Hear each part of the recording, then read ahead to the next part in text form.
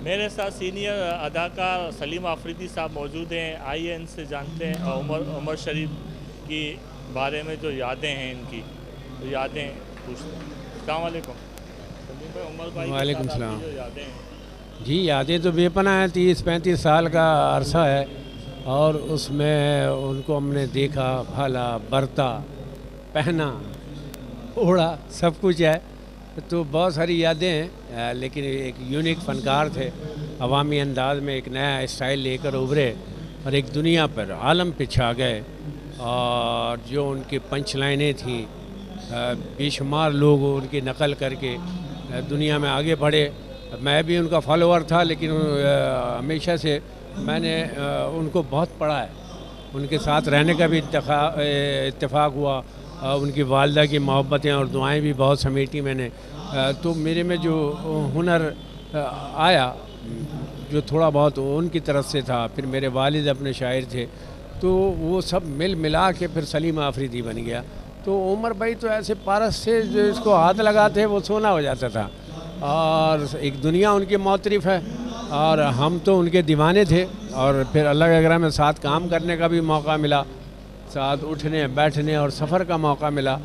तो हमारा तो सब कुछ थे उमर भाई। और फिर जिस तरह लोगों ने उन्हें चाहा था, और जो जनाजा उनका था, बादशाहों वाला जनाजा, और फिर जिस तरह अब्दुल्ला शाह गाज़ी रहमतुल्लाह अलैह के पहलू में दफन हुए अपनी ख्वाहिश पर।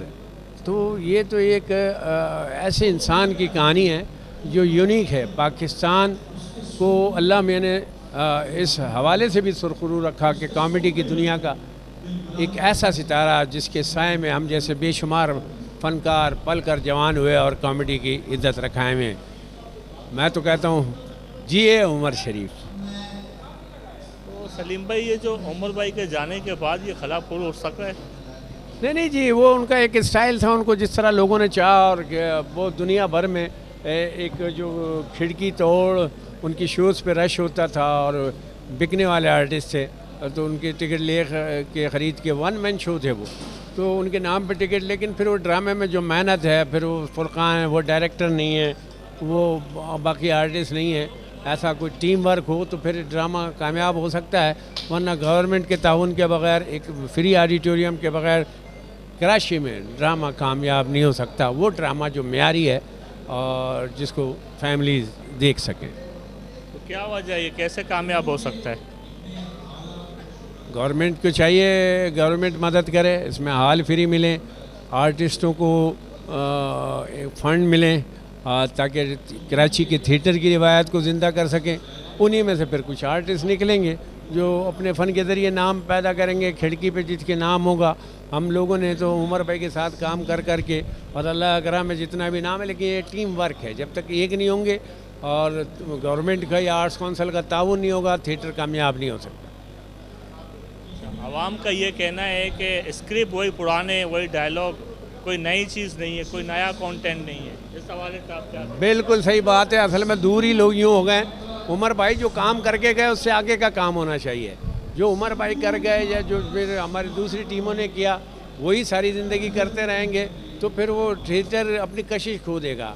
ये थिएटर तो नाम है करंट दौर का, दौर हाजिर का।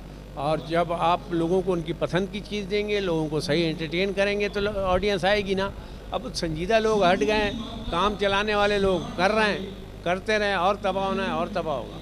जैसे आपने जो स्टार्ट किया कैसेट से सलीम भाई, और आजकल जो डिजिटल है, इन दोनों में क्या फ़र्क है, ये आप उन लोग हमारे नए सीखने वालों को बताएं। बात असल ये है कि ये तो बड़ा ख़तरनाक दौर है। और जो आज के बेहतरीन यूट्यूबर्स हैं और नंबर 1 में शुमार होता है, तो वो सब हमारे एक एक जुमलों से ले लेके पूरा पूरा खाका बना देते हैं। अवामी अंदाज़ दे दिया है, और ज़्यादा चीप हो गया है, और बदतमीज़ी भी इधर आ गई है, सब कुछ चल रहा है। वो सब हम कर नहीं सकते, ज़ाहिर है, एक सीनियरिटी के हवाले से और जो तालीम और उसके हवाले से। लेकिन इंशाल्लाह बहुत जल्द सोशल मीडिया पे मैं भी आऊँगा। मेरा अपना चैनल इंशाल्लाह लॉन्च करूँगा, उस पर शोज़ करूँगा कॉमेडी।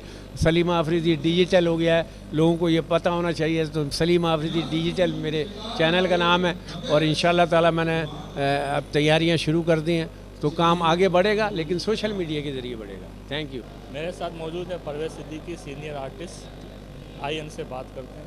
अस्सलाम वालेकुम। वालेकुम अस्सलाम। उमर भाई की यादों के बारे में। उमर भाई की यादें तो इतनी सारी हैं कि आपके तकरीबन 8, 10, 12 घंटे भी कम पड़ेंगी, लेकिन उनकी हसीन यादें। 24 साल का साथ है, 27 ड्रामे मैंने नॉन कमर्शियल कमर्शियल किए, उसके अलावा वैरायटी प्रोग्राम किए।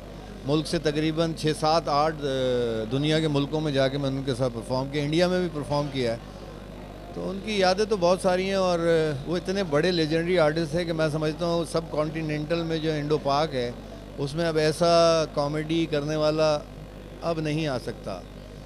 ऐसे लोग सदियों में पैदा होते हैं और ये अल्लाह ताला बनाते हैं ऐसे लोगों को इसी मकसद के लिए हैं कि लोगों के आंसू चुराएं, लोगों को कह दें। और ना सिर्फ वो कॉमेडियन थे बल्कि एक दरवेश इंसान थे जिनको दीनी मामूलात में भी बहुत उबूर हासिल था, उनको पता था सब कुछ, इसीलिए औलिया अकराम की बातें ज़्यादा करते थे। और यही वजह है कि आज अब्दुल्ला शाह गाज़ी के पहलू में मदफन है।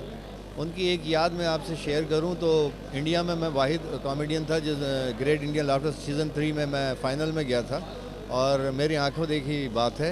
उमर भाई की नंबर मैंने इंडिया के डायरेक्टर को खुद दिया था, वो बुलाना चाह रहे थे। तो फिर वो 2 एपिसोड में हमारे फाइनल और ग्रैंड फिनाले में एज ए जज बैठे हुए थे, सैकल सुमन और सिद्धू के साथ। तो सबसे पहले जब वो स्टेज पे चढ़े तो कपिल शर्मा और चंदन प्रभाकर और शदेश लेरी ये सीधा कदमों में जाके गिर गए, सजदा रेज हो गए कि ये देवता है हमारे कॉमेडी का। तो इतना लोग उनको चाहते थे। और मैंने अपनी आंखों से PFW मैरियट होटल मुंबई में देखा है कि अक्षय कुमार गंडा बंद करवाने आए हुए थे, शागिर्द होने आए थे, वो मेरे सामने ही हुए थे। अक्षय कुमार, गोविंदा और जॉनी लीवर। उमर भाई ऐसे बिस्तर पे बैठे हुए तो वो पहलू में बैठे, उन्होंने बोला ऊपर बैठ जाए, बोला नहीं हमारी जगह आपके पैरों में है। तो इतने बड़े बड़े लेजेंडरी आर्टिस्ट उनके दीवाने थे। तो हम आप सब कितने खुश नसीब हैं कि पाकिस्तान में ऐसा बादशाह, ऐसा शहंशाह कॉमेडी का पैदा हुआ, पाकिस्तान का नाम किया, बड़ा काम किया। और मैं उनसे हुकूमत वक्त से यही कहूँगा कि उनके एक अधूरा ख्वाब है माँ हॉस्पिटल, उसको पाया तकमील तक पहुँचाएँ, और उनके जितने भी सवाब है वो उमर भाई और उनकी अम्मी तक पहुँचे। ये मेरी इल्तमास है हुकूमत वक्त से कि उनके ख्वाब, दरीना ख्वाब को पूरा करें और माँ हॉस्पिटल गरीब लोगों के लिए मुयस्सर करवाएँ मुस्तकबिल में। Thank you.